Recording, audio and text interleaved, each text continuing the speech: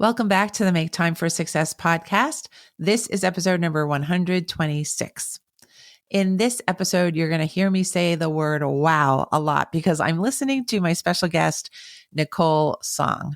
Nicole shared so many different stories of the events and experiences she's been through that have helped her to make the transition from being someone who is motivated by external reinforcement to someone who is in true alignment with her internal world, her inner self, and her inner voice. Nicole is the best-selling author of 24 Ways to Move More, and she is also a work-life balance coach who helps high-achieving professional women to step into their aligned life path. She has reached hundreds of thousands of readers as the former Fit for Life columnist for the Seattle Times. She has also been a yoga instructor who has taught at the White House Easter egg roll during the Obama administration. She's been through a lot, and she's also been featured on many TV shows, including The List, Good Morning Washington on WJLA, and Your California Life in Sacramento on ABC 10. I have a feeling you're going to be saying wow a lot too during this episode, and I can't wait for you to learn from Nicole all about what it takes to become your own success and how to have great boundaries. Let's go listen to this wonderful woman and this episode now.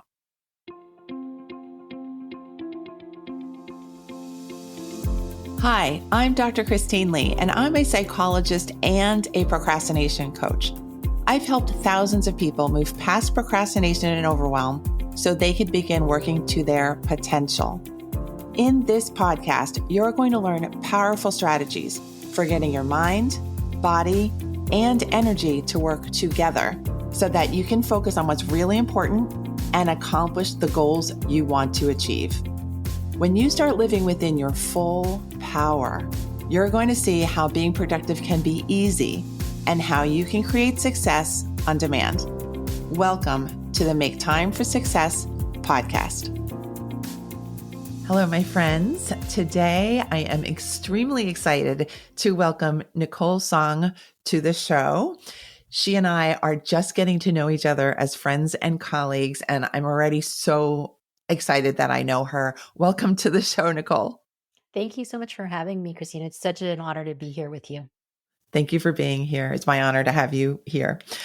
Nicole is a work-life balance coach for career women, and she has an extensive history as well. So she's doing a lot of work in the current times, but she has a very, very long CV. Let's put it that way. And I can't wait to dig into the entire story of your life, Nicole. Please let us know where you'd like to start letting us in on your journey. Sure.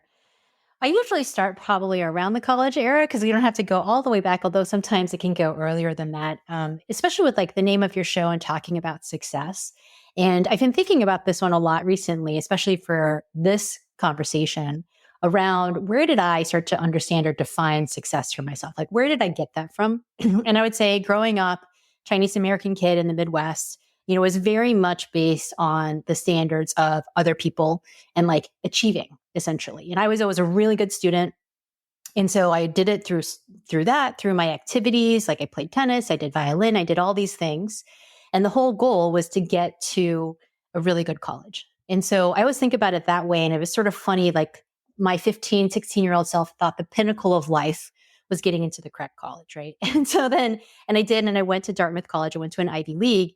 And then you get there and like everybody else, very smart and also very successful. And, and I think I still had in me for a very long time from there, trying to figure out what success was. And I didn't really go down any kind of classic route in college. I studied comparative literature, and I sort of on a whim was like, I guess I should be a journalist because I'm a writer and I didn't want to be a creative writer. And it just made sense to go to something really practical. So I became a journalist after that. And it was interesting because I feel like during that whole stretch of my life where I was starting to climb the ladder of journalism, I was interning, I was in very random small towns around the country, working at newspapers, earning my way up the ladder. And then there's this whole experience of like success is when you get on the front page, or success is when, you get to the next place, or when you get to the metropolitan newspaper, the bigger papers, all of that. So when I first was hired at the Seattle Times as a intern, that was a measure of success, right? But then the next one was when I got my first full-time job, and it was in Anchorage, Alaska. And so this whole trajectory, I'm in my 20s, like I'm in this whole trajectory. And the first really big disruption to the understanding of success came when I was in Anchorage, because I was there and I was, covering federal courts and doing the regular reporting thing. And then I happened to cover that was at the time there's a lot of Catholic sex abuses coming out in the news. And so we had our own version of it in Anchorage, where a principal of a high school came out and said he had been abused by a local priest. I just happened to be the reporter on the night shift, so I wrote that first story. And then at the next day, they said, "Hey, Nicole, we're going to do a bigger project about this, an investigation. We'd like you to do it." And of course, I was like, in newspaper world, this is like the primo kind of gig to get. So I was like, oh my gosh, like I'm going to get to cover this really big story. And they took me off my regular beat for 3 months. And I was interviewing the victims of sex abuse from Catholic priests in the area. And so you can imagine this is like a pretty intense, rather traumatizing experience to actually cover and talk about. And I felt very proud because I was like, okay, I'm doing like really important work. I'm changing the world. I'm like being of service. And so, we finished the story. We go on to win all these awards. And then a year after all this started, one of the victims dies by suicide. And so I had to cover this. And so as you can imagine, this was very intense for me. I had never gone through anything like that in my life. And on top of it, I was in a really weird way, like I was a reporter. I was not part of the family. I was not part of any of the experiences the family was going through. And so they were upset with us for various reasons. And so I just remember I went to the memorial service, which I didn't want to go to.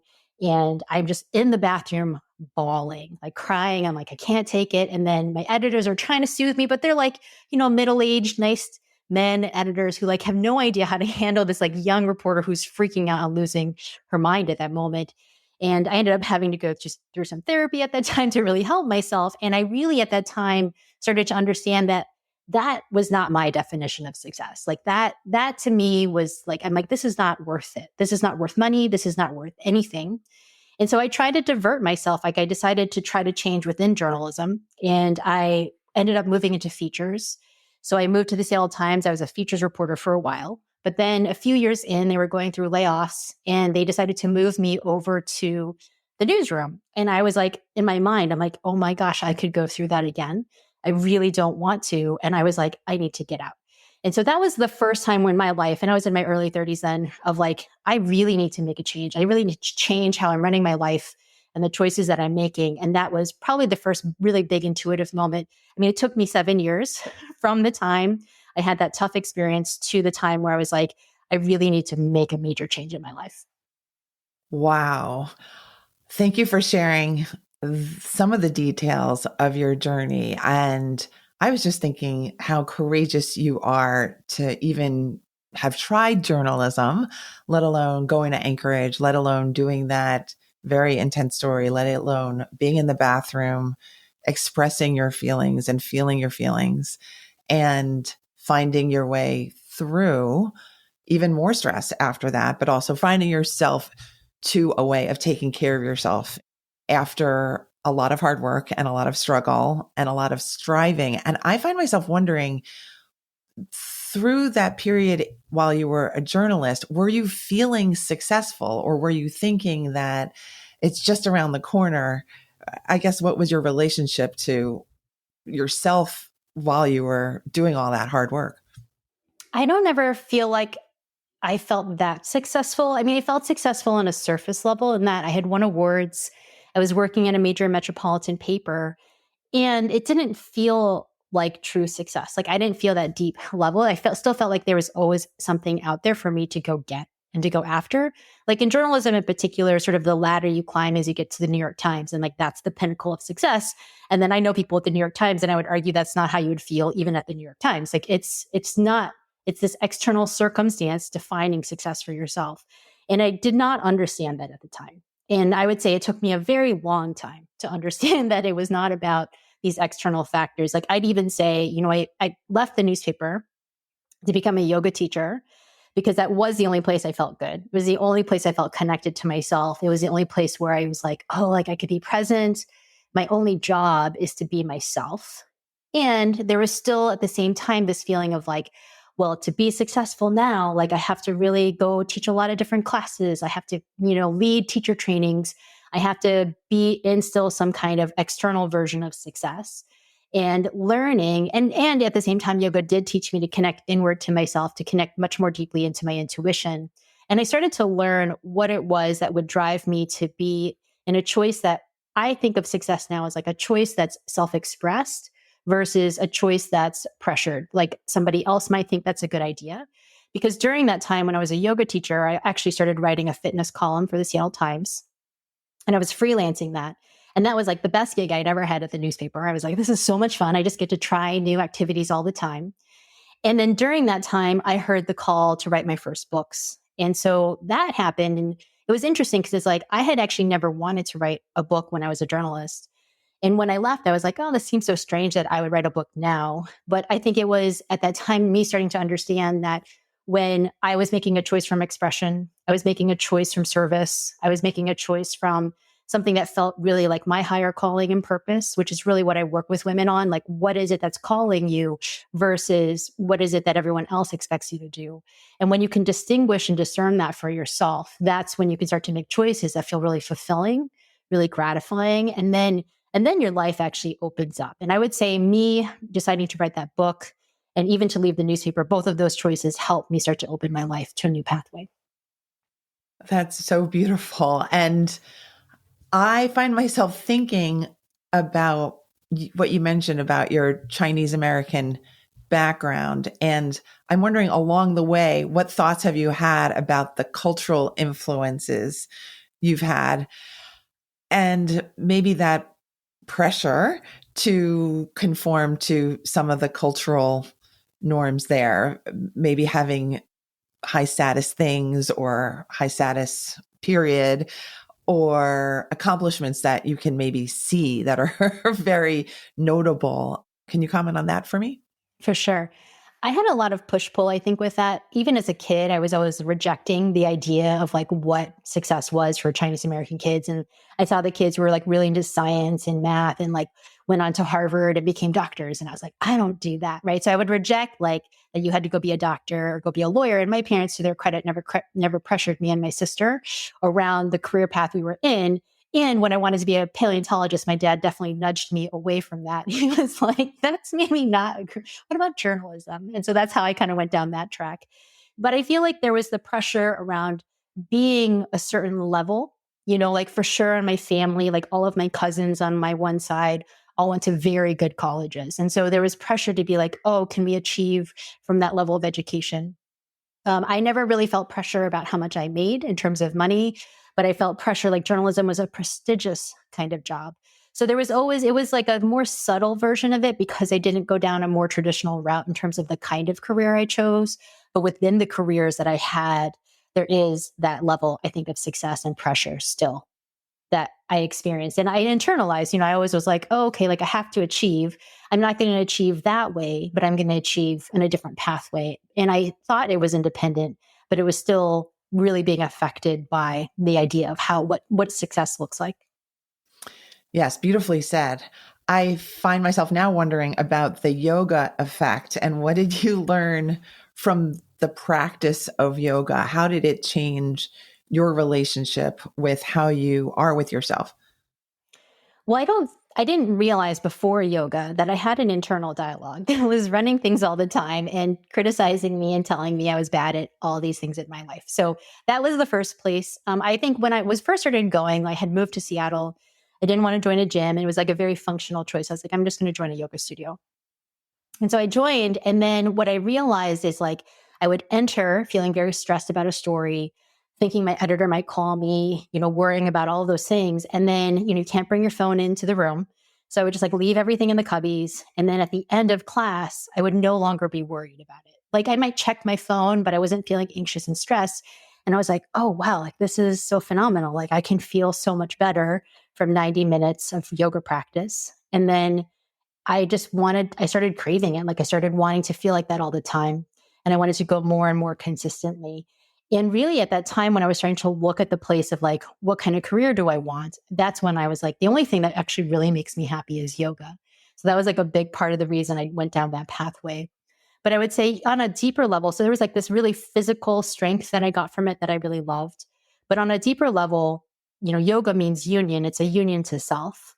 And it's like, how do you be in that exploration with yourself? And it was my really first place where I started to explore my relationship with myself, how hard I was on myself, and learning to navigate that, like learning to have an outlet to be kinder and gentler with myself, whether it's like my physical form in a yoga pose or just how I was in the world, and to be kind. And then and it still helps me. Like I still practice all the time because it still just gives me that grounding into my body. And then what is real and what is true that is like physical in that moment versus all the stuff that's chattering around in my head. Yeah. I find myself wanting to cry when I hear you talk about the yoga piece. So I can feel the, I guess, natural beauty of it for you as we're talking. I just wanted to relate that to our listeners. And now I want to ask how you started to be interested in coaching other people, how to bring this kind of awareness into their own personal sphere. I think we are all taught to look towards the external in some way or the other. We're all taught that getting into a good college is a good idea. We are all taught that sometimes high stress situations might carry a lot of benefit in some way. And I'm wondering how you work with the clients that you have and what kind of philosophies do you bring to your clients? Beautiful. Thank you. Well, I would say that yoga is naturally a transformational practice, especially when you start going into yoga teacher trainings. The idea of yoga teacher training is like, what is it that's keeping you from being able to be yourself in front of a room of people? What is it that's stopping you from being able to be self-expressed when you're standing in front of 30 people you're teaching yoga to? And so a lot of the work in teacher trainings was really around that. And so I loved that part of it. Like, what is it in my life that's keeping me from speaking up? Like, I was so quiet as a kid, and I think people now think that's weird, but I really was. Like, I was totally, I never spoke up. I never said anything. Teachers would be like, I can't hear you, Nicole. And so, and then here I was now needing to project my voice, speak up, have people listen to me and do what I said. And so that experience alone was really big for me to understand how to just own a room, stand in my power, and speak and teach. And then really over time, what I started to realize was that it wasn't yoga specifically that I really loved. It was the deep transformation of my students and my own self in that. And so during that time, and I was starting to train a lot of teachers because I was a full-time yoga teacher for 8 years. So I was training teachers and working with a lot of people, mentoring them into class. And what I realized over time, like the stuff I loved the most was actually a really deep level of personal transformation. And then, I really came to it also with one of my teachers, Suzanne Conrad. I met her at a yoga teacher training, and she used to be the director of possibility for Lululemon. And so she was used to facilitating like all these really amazing experiences. And I remember I went up to her in a class and I asked her a question, and then she took my left hand and looked at it. And at the time, not married. And she's like, "Are you married?" And I was like, "Nope, I'm not." She said, "Do you want to be?" And I said, "Well, yes, I do." She said, "Well, let's go find you one." And I had never met a teacher in my life who would ask me something like that, who actually cared about my personal life as much as my career. And she also had brought her husband to that training. And there was something really remarkable about who she was, how she showed up in the world. And I was at the time really wanting a woman as a mentor.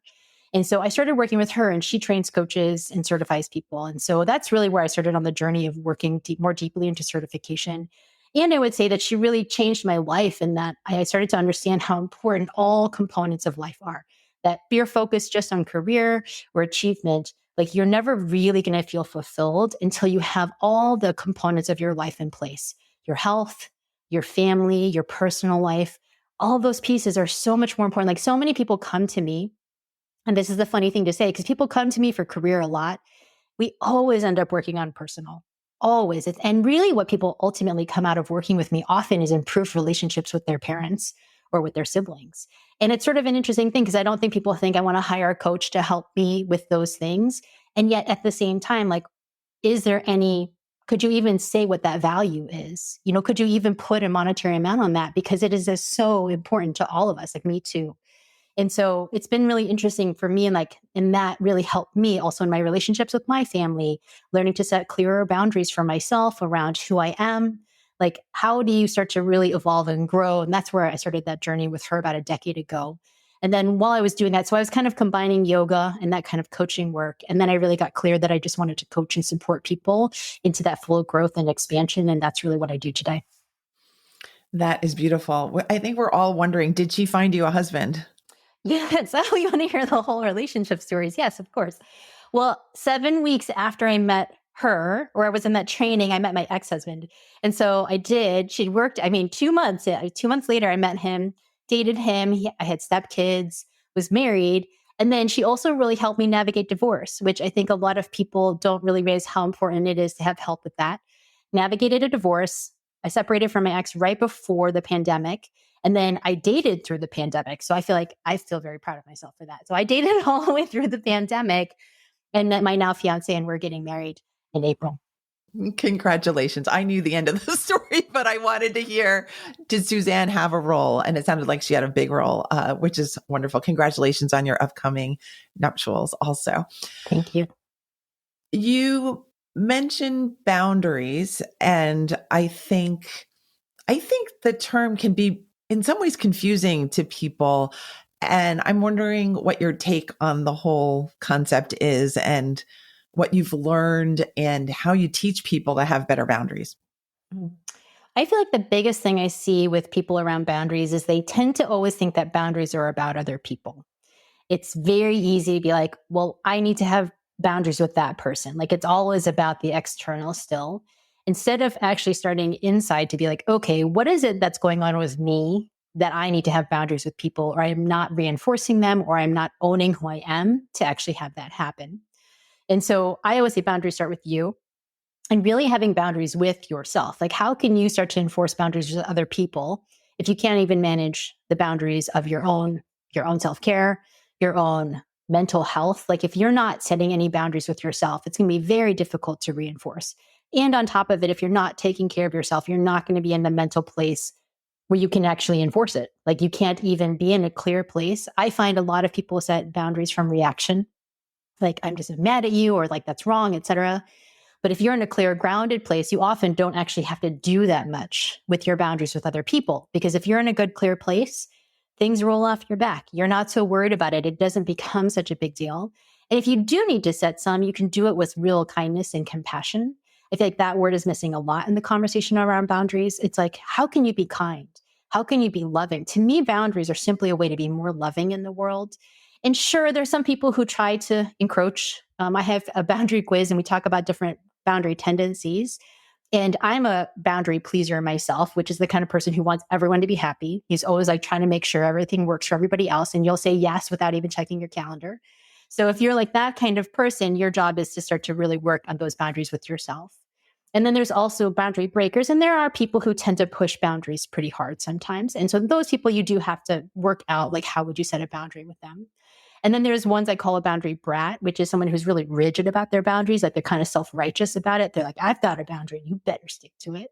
And so I think it's always good for us to understand where we're starting from with our boundaries first, and not what everybody else is. And like, it's always tempting to want to categorize everybody else, but really to start with your own boundary tendency. And then when you can recognize your own patterns, then you can start to make some shifts for yourself. Set boundaries with yourself, start to be kind about it, and then you can start to find a way to navigate it. What I found is, as long as you are really being kind to yourself about it and doing it from response instead of reaction, boundaries are much, much easier to navigate than people think it is. A lot of people think it's super hard. They think it requires confrontation, and it really doesn't. Like, it can be a really simple practice as long as you're clear. Yes, I hear a lot of undertones of getting to a point of safety within yourself. And once you feel that way, you can be more vulnerable with other people because you know you're going to be able to keep yourself safe and that you're not going to violate your own strategies for keeping yourself well, which I think is just general peace, and that peace can be extended to other people at that point, as you so beautifully said. Thank you so much for bringing, I think, just these lovely stories of growth and change and transformation to this show. I'm so glad you're in my life right now and going forward. And just could you share with us how anyone who's interested in working with you, I'm sure there are many, how people can connect with you and what would the first steps be for working with you? Yeah, absolutely. Well, I'm on all the social media platforms, mostly as Nicole Tsong. On TikTok, you have to add an underscore, but you'd still find me. And then, my website. And if you're interested in finding out, especially around the boundaries piece, more about it, it's nicolesong.com/quiz. And there you can actually take the boundary tendencies quiz and you can find out more about what your boundary tendencies are. And I will be, by the time this comes out, I think it will be out already. I also have a podcast coming out. And the podcast is really around self-worth. And it's around that feeling for yourself of like, how do you claim your self-worth? How do you experience it? And also, how does it shift and change as you evolve? And it'll be featuring amazing people like Dr. Christine Lee, who will be talking about that experience in that growth. And one thing I wanted to say, because I feel like I probably hopefully shared that today, is that our self-worth has to change and evolve as we grow. It's not like a set and done thing. And I think a lot of times people feel that, but you have to, experience your own self-worth when you have a new job, when you become a mother, when you get divorced, when you lose a parent. Like there's all these stages of life where we have to reclaim and re-own what our worthiness is and our self-worth is. And so what I really hope with the podcast, which is called School of Self-Worth, is that for everyone to really understand and experience that. And from really powerful women, understand that this is a lifelong journey for everyone. It's not like an exclusive club that all of a sudden you have it and you never have to work on it again. In fact, it's something that is a constant evolution. And actually, I think really one of the greatest growth paths we can take for ourselves. Oh, wow. This podcast that Nicole is putting together as we're recording this is going to be a smash hit. I just know it. So thank you, Nicole, for doing the work that you have, for being so brave over the years, and for bringing your wins to the world in this show and in your podcast coming up and in your books. You want to mention the titles of your books so people can watch out for that as well? Yes, absolutely. So 24 Ways to Move More is my most recent book. And that one is based on the fitness column, and it's really around moving your body with joy. And so if you're feeling a little stagnant or tired or not motivated, that book is a great one to go to. And then my other ones are yoga books. So yoga for hikers and yoga for climbers. So if you're a hiker or a climber and wanting some sequences for that, check those ones out. Fantastic. Wow. Thank you. I feel so lucky to have had you on the show today. Nicole, thank you for sharing your time and wisdom with us. Thank you, Christine. It's been such a pleasure. All right, everyone, you have a new friend now in Nicole, and I do as well. I will see you next Thursday when I introduce you to another beautiful soul. We'll see you then. Bye. Thank you for listening to this episode of the Make Time for Success podcast. If you enjoyed what you've heard, you can subscribe to make sure you get notified of upcoming episodes. You can also visit our website, maketimeforsuccesspodcast.com, for past episodes, show notes, and all the resources we mention on the show. Feel free to connect with me over on Instagram too. You can find me there under the name Procrastination Coach. Send me a DM and let me know what your thoughts are about the episodes you've been listening to. And let me know any topics that you might like me to talk about on the show. I'd love to hear all about how you're making time for success. Talk to you soon.